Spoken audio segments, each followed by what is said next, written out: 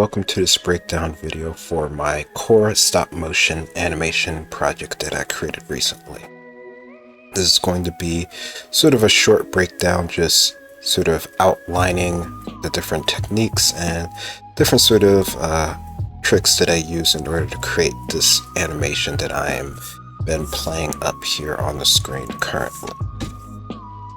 Inspired by many of the popular sort of stop motion animations that are going across the YouTube and social media right now, I want to give myself a little try at just creating a project using a figure that I have on hand already. So I'm just going to go through the different layers that I have set up here, discuss some of the other programs that I use, just to give sort of an idea and overview on how, if anyone else wants to get started doing this on their own. So at the bottom of my layers here, I have my audio track here, and this was created in Adobe Audition using a collection of different sort of sound effects in order to get the sound that I wanted for my project. So using the show as reference in terms of different types of water effects and stuff that they use, as well as additional transitional elements, I created this sort of audio track based off of that idea. Moving up from there, we'll get into our main layer of this project that actually has our character inside of it.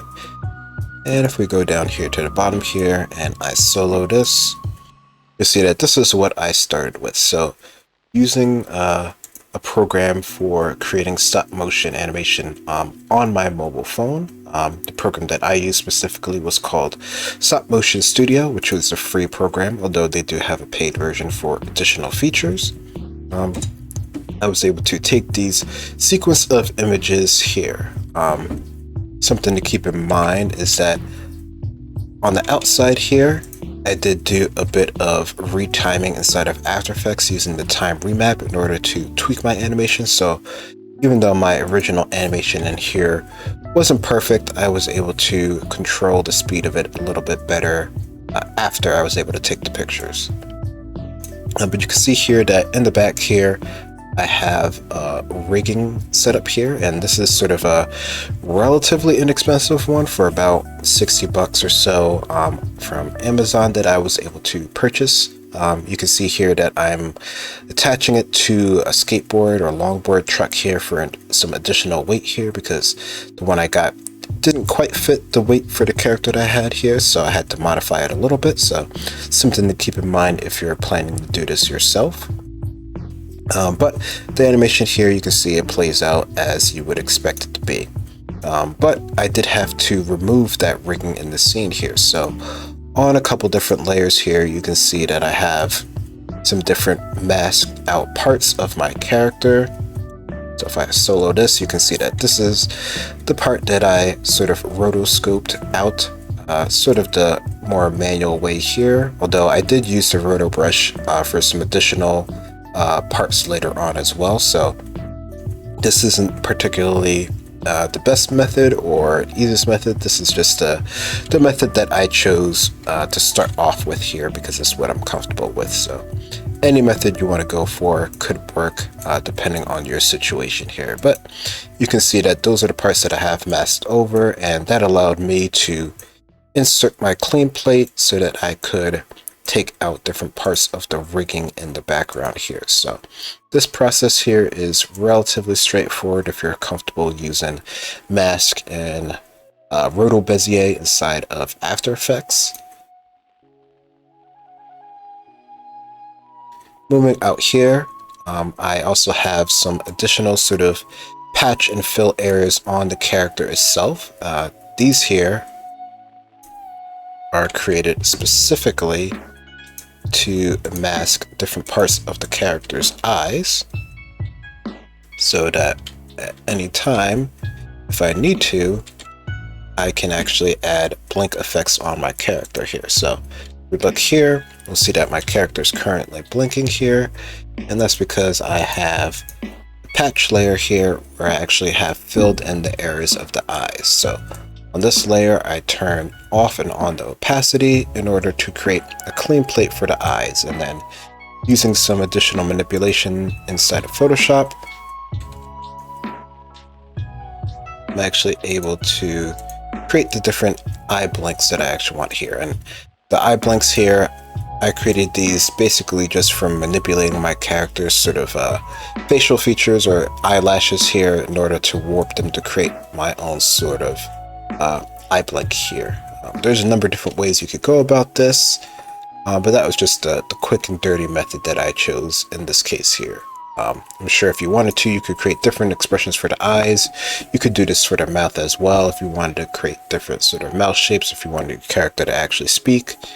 There's a lot of different things you can do with this, and I used a clone and stamp tool inside of Photoshop and inside of After Effects in order to create my patch layers. There were some times where I wanted to create some additional eye areas of masking, so I did do some on my original character's layers as well. So that's how I created the animation for the character itself, which is really mostly done in the program Stop Motion Studio in order to actually create the different frames. And I just had to do a little bit of cleanup over here in order to get my clean plate that I actually wanted to have for my character. So now the other main element that I have in my project here is of course my water bending animation here. So if I jump inside of this comp here, you'll see that this is where my actual animation lives. Now this animation here I created in a program called Rough Animator, and that program I have up right here. So using this program, starting from my bottom layer here, I was able to create this sort of shape in order to get the idea of the actual motion that I wanted to have for my water fluid. So nothing too complicated here. It sort of flows around the hands, flows up behind the character, and then covers the whole screen. So quick sort of wipe transitional element here. Something that's been done many a times before. But inside of Rough Animator, I was able to draw this out in order to create the sort of flowing motion that I wanted to have, and this could have been done a couple different ways. I'm sure you could do this inside of After Effects itself, but I wanted to try working with sort of my meager drawing skills in order to improve them a little bit. So I thought this would be a fun exercise, and it's a bit more sort of free-flowing and doesn't need to have any sort of high precision. So this worked pretty well for what I wanted to do here. And you can see that I created a couple different styles of different flows here in order to sort of get the shape and the motion that eventually landed me on sort of this look at the end here.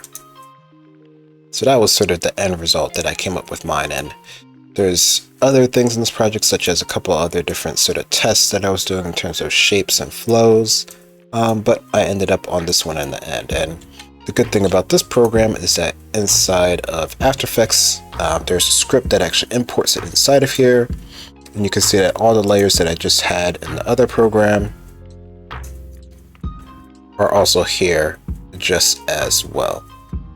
So it gives me a pretty good one-to-one representation of what I had in the program right inside of After Effects, which allows me to do any additional compositing that I want to do. That is what we're going to discuss next. So inside of my main composition here, at the bottom here, I have sort of my base sort of water bending warp here, and I did have some effects on here, but in the end I just used it as sort of a base opacity layer. You can see here that there is a little bit of transparency with the water behind the character. I probably could have pushed this a bit more, but this was sort of the level that I wanted to go with.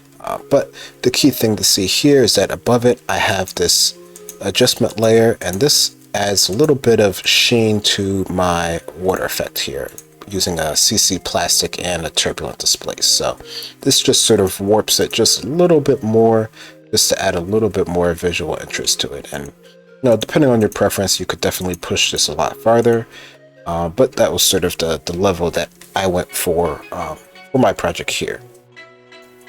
And then above that, I have another layer here, and this layer I use here to actually use it as a color correction layer with the hue and set turned on. You can see here that I also had a couple other things, such as like pixel motion blur that I wanted to use, some edge smoothing, some warp, some crush for the sort of choking the layer overall. But in the end, I believe the only one that I actually used was the hue and saturation. So that's sort of the main parts of the actual wave effect in my scene that you can see that reveals out into this water tribe ripple effect here, which is going to be the next thing that I break down. So inside of my wave ender comp here, you can see that I have on a layer, and on this layer is the wave warp effect. So those of you who are familiar with After Effects, this is sort of a classic tried and true method of creating waves inside of After Effects. So I definitely tweaked this a bit in order to get sort of the look that I wanted for my water ripples here, but I also have a turbulent displace on top of it just to add like a slight level of irregularity on top of it. Originally I had this a lot stronger, but in the end I didn't really want it to be that strong. And then I also have a gray circle on top of this, and this is just really just to sort of take the edge off of the middle sort of I guess starting point for the actual ripple effect, just because it was drawing too much attention in the outside layer. So if we come back out here, you can see that this is where I actually have the text set up. And the key thing that I had in here that I really thought worked well is that I didn't just have the text on with just a ripple effect. So this is just the text on as a ripple effect, which looks okay, and you can definitely tell that it's rippling with it. But to drive the point home, I have two more water ripples, and these are just pre-comps duplicated in order to add some additional shading on top of my water ripples here. And of course you could make these, you know, as strong as you want. So if we double that up, you can see that now it's even stronger. But you know, I just wanted to keep it a little bit settled, just to sort of add a little bit more detail that the water, or that the text is really rippling in the water. Otherwise it just looks like it's sort of just there. And I think especially when you look at it on the outside here, it really does a good job of, you know, highlighting that there's some sort of flow that's going through the water here. So that's sort of the main end part of this comp here. And then sort of above that, I have sort of a vignetting just to add some shading overall on the edges of the project here. So those are the main parts of my Korra stop motion project. Hopefully this can help someone else in the future if they're looking for a little bit more details on how to do this sort of thing. Thank you for listening.